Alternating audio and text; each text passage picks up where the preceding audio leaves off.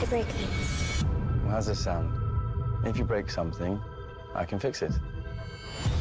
I have a school for young people who are like you, G. We could be your new family, if you like. D'emblée, soyons transparents sur la situation, nous n'avons vu que 30 minutes de X-Men Dark Phoenix au moment de boucler cette émission. Cool. Il nous est donc difficile d'émettre un quelconque avis sur le film de Simon Kinberg, mais cela ne nous a pas empêché de nous entretenir avec lui et une partie de son casting.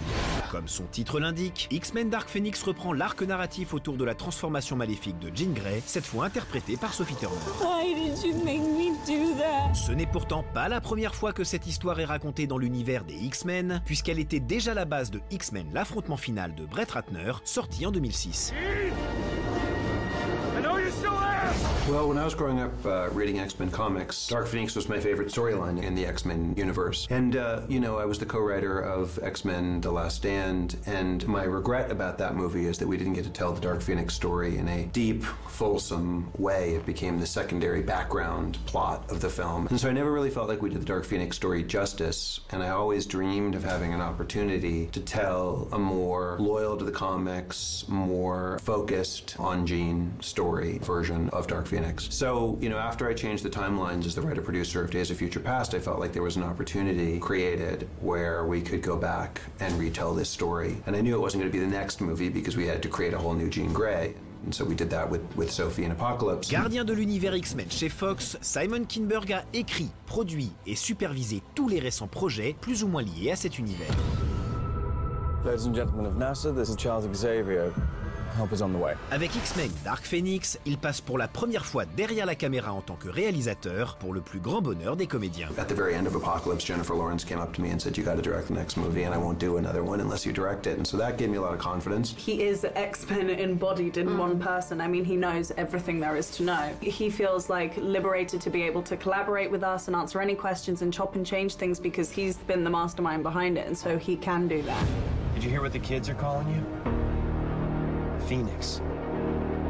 Malgré son affection pour la saga du Phénix Noir, Simon Kinberg n'hésite pas à créer de nouveaux personnages maléfiques. Celui interprété par Jessica Chastain reste encore très énigmatique à ce jour et tout en nuances. The thing about this film is it's not really black and white when you think of good and bad. You see these heroes do very complicated things and make mistakes and have these flaws that really hurt people. And my character, she's from another world and is here to kind of possess this power, but she's saying things that are really important. Are you going to just sit there and be told what to do, or are you going to be the most powerful creature on the planet? And so she's like inspiring her to embrace her power, which I think is a very positive thing. Yeah. So it's a complicated, it's not, you can't really say you're a villain and you're a hero. There's shades of gray. Yeah.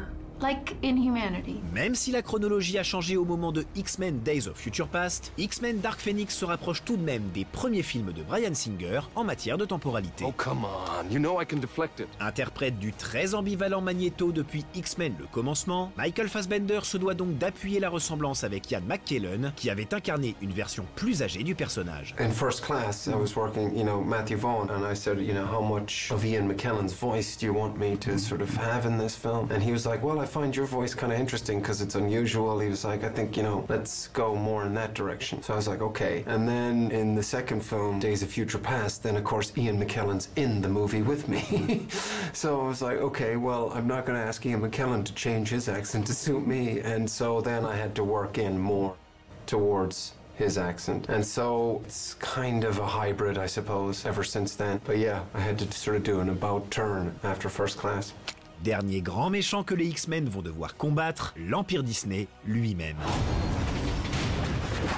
En effet, X-Men Dark Phoenix est le premier blockbuster de Fox à sortir sous la bannière de Disney après le rachat du studio, et les garants du Marvel Cinematic Universe, Kevin Feige notamment, parlent déjà de rebooter la franchise. I started writing this movie 3 years or so ago, long before the Disney-Fox merger was even a thought. I approached the movie as the culmination of this cycle of X-Men movies, knowing there were going to be more X-Men movies, but the Dark Phoenix story is the ultimate X-Men story. I felt as though this is the climax or the culmination of this cycle of X-Men films that began began with X-Men First Class. And so there was always a feeling of finality. It's not something that changed at all once the Disney Fox thing started to happen. No, that didn't really impact me creatively. The thing that's impacted us, and it's a very positive impact, is that Disney is the company marketing the movie, and there's nobody in the world better at marketing films than Disney.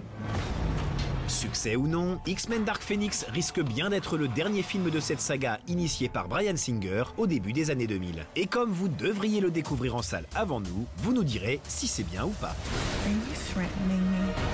That's right. That would be a bad idea.